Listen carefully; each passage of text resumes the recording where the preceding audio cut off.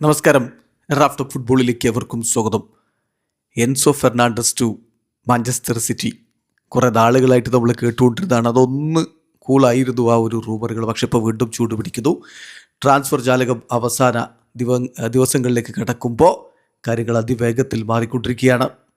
Manchester city Enzo ഫെർണാണ്ടസിനായി അടുത്ത ബിഡുമായിട്ട് രംഗത്തേക്ക് വരുന്നു എന്ന് സ്ഥിരീകരിച്ചിരിക്കുന്നു അർജന്റീൻ മാധ്യമ പ്രവർത്തകൻ ഗാസ്റ്റൻ എഡൂല്. അത്തരത്തിലുള്ള നീക്കങ്ങൾ ഇതാ സിറ്റി ആരംഭിച്ചിരിക്കുന്നു. അതേസമയം ഇന്നലെ ചെൽസിയും ഫുൾഹാമും തമ്മിലുള്ള കളിയുണ്ടായിരുന്നു. കളിക്കളത്തിലേക്ക് എൻസോ ഫെർണാണ്ടസ് ഇറങ്ങുമ്പോൾ ഒരു ഭാഗത്തു നിന്ന് കൂവൽ, പക്ഷെ പിന്നീട് അത് ചാൻഡിന് വഴിമാറുകയും ചെയ്തിരുന്നു. ആരാധകർ ഏതായാലും അദ്ദേഹത്തിൻ്റെ കാര്യത്തിൽ രണ്ട് തട്ടിലാണ് എന്നുള്ളത് നേരത്തെയും തെളിഞ്ഞതാണ്. അത് വീണ്ടും കാണുന്ന ഒരു കാഴ്ചയാണ് ഇപ്പോൾ സംഭവിച്ചുകൊണ്ടിരിക്കുന്നത്.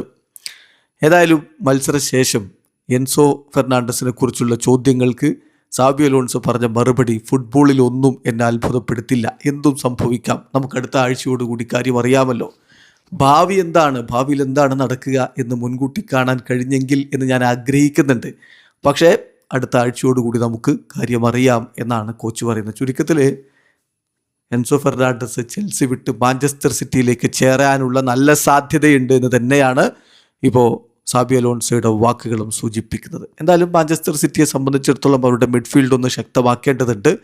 അതിന് എൻസോ മരസ്കയ്ക്ക് ഏറെ പരിചിതനായിട്ടുള്ള, അദ്ദേഹത്തിന് നല്ല രൂപത്തിൽ അടുപ്പവും താല്പര്യവുമുള്ള എൻസോ ഫെർണാണ്ടസിനെ എത്തിക്കുക എന്നുള്ളതാണ് ഇപ്പോൾ സിറ്റി ചിന്തിക്കുന്നത്. ഒരു ഘട്ടത്തിൽ ചെൽസി ഒരു ഡെഡ് ലൈനൊക്കെ വെച്ചിരുന്നു. ആ ഡെഡ് ലൈൻ ഡേ ഒക്കെ കടന്നുപോയി. പക്ഷേ ഇപ്പോൾ വീണ്ടും നെഗോസിയേഷൻ ടേബിളിലേക്ക് കാര്യങ്ങൾ പോവുകയാണ്. എൻസോ ഫെർണാണ്ടസ് സിറ്റിയിലേക്ക് എത്താനുള്ള സാധ്യത വർദ്ധിച്ചിരിക്കുന്നു. വീഡിയോ അവസാനിക്കുന്നു. ഫുട്ബോൾ ലോകത്ത് കൂടുതൽ വിശേഷങ്ങളുമായി റാഫ് ടോക്സ് എത്താം.